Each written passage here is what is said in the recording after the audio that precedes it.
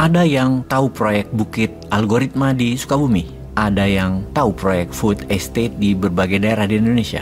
Proyek Bukit Algoritma ternyata mangkrak pembangunannya sejak groundbreaking 2 tahun yang lalu yang berpotensi membebani keuangan negara meskipun diklaim awalnya tidak menggunakan APBN. Pembangunan Bukit Algoritma terletak di Kecamatan Cikidang, Sukabumi yang melibatkan badan usaha milik negara dalam proyek tersebut. Ternyata proyek ini bisa menyeret keuangan negara karena mangkrak dan merugi. Impian awalnya, Bukit Algoritma dibangun untuk menjadi Silicon Valley-nya Indonesia. Sebuah cita-cita mulia. Mungkin ingin memindahkan pabrik Apple atau Microsoft ke sana, atau giant tech lainnya akan dipindahkan ke sana. Tapi kenyataan jadi lain. Proyek Bukit Algoritma ini menjadi salah satu proyek bermasalah seperti proyek bermasalah lainnya. LRT-nya Palembang, Bandara Kertajati, proyek food estate di banyak wilayah, dan lain-lain. Awalnya seperti tidak menggunakan anggaran dari negara, namun karena proyek akhirnya bermasalah, ya APBN juga masuk ke sana. Negara terpaksa menyuntik modal kepada BUMN atau perusahaan-perusahaan yang belum menyelesaikan proyek tersebut. Kenapa ya hal seperti ini sering terjadi di era sekarang ya? Nggak tahu kok bisa begini. Ada puluhan proyek mangkrak yang bisa mengganggu APBN. Kita lanjut. Kita semua tahu kecuali Menteri Keuangan yang tidak tahu. Apa buktinya Menteri Keuangan nggak tahu? Buktinya oleh Menkyu, hutang BUMN tidak dicatat di APBN. Yang semua orang tahu adalah ketika BUMN mengerjakan mega proyek bernilai triliunan rupiah, selalu mereka menerbitkan surat hutang dengan jaminan pemerintah. Maaf ya, sekedar mengingatkan, kata jaminan pemerintah ada tanda petiknya buat menjadi perhatian. Keuangan BUMN kosong jika tidak menerbitkan surat hutang. Namun proyek harus jalan segera. Dengan surat hutang menggunakan jaminan pemerintah sesungguhnya jadi lebih berbahaya. Berdarahnya 2 kali ketika gagal proyeknya karena APBN jadi jebol. BUMN-nya jebol, APBN jebol. Dicarilah investor asing yang mau membeli surat hutang tersebut. Maka investor asing itu juga minta jaminan dari pemerintah. Ya kalau begitu kasih swasta lokal aja, Bu. Kalau sama-sama pakai jaminan pemerintah mah. Kembali ke proyek Bukit Algoritma yang sampai saat ini mangkrak. Investasi awal sudah dikucurkan, agaknya perlu disuntik APBN. Sebuah perilaku klasik di zaman ini.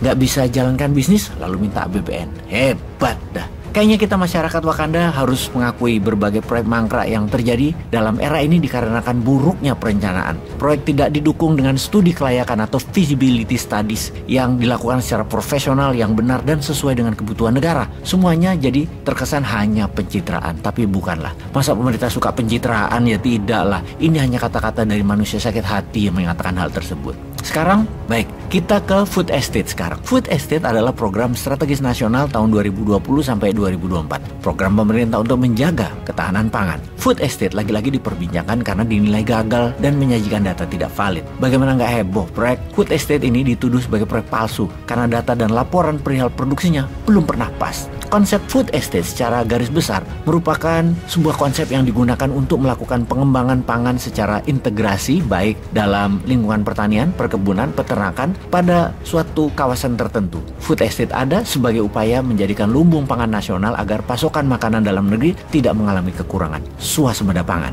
Berdasarkan informasi KPPIP, food estate juga dibangun di Kalimantan Barat 120.000 hektar, Kalimantan Tengah 180.000 hektar, Kalimantan Timur 10.000 hektar, Maluku 190.000 hektar, dan Papua ada 1,2 juta hektar. Juga ada di Nusa Tenggara Timur. Program yang membutuhkan biaya cukup besar, ternyata ada catatan merah program food estate tersebut sekarang. Pertama, di Kalimantan Tengah, komoditasnya padi dan singkong. Luas potensial di lokasi XPLG tersebut sebesar 43 ribuan hektar. 2 tahun berjalan di Kalimantan Tengah, food estate hasilnya gagal. Perkebunan singkong seluas 600 hektar mangkrak dan 17.000 hektar sawah baru tak kunjung panen. Kemudian di Sumatera Utara, komoditasnya bawang merah dan bawang putih juga kentang.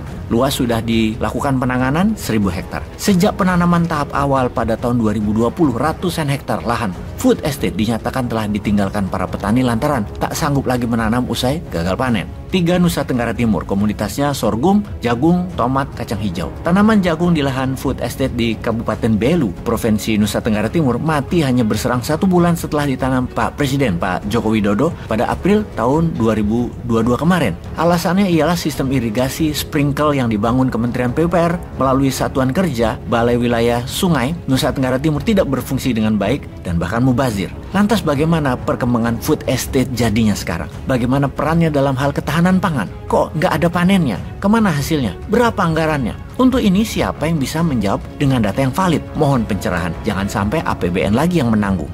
Apa sudah ditanggung APBN? Rakyat juga dong yang terbebani. Peace.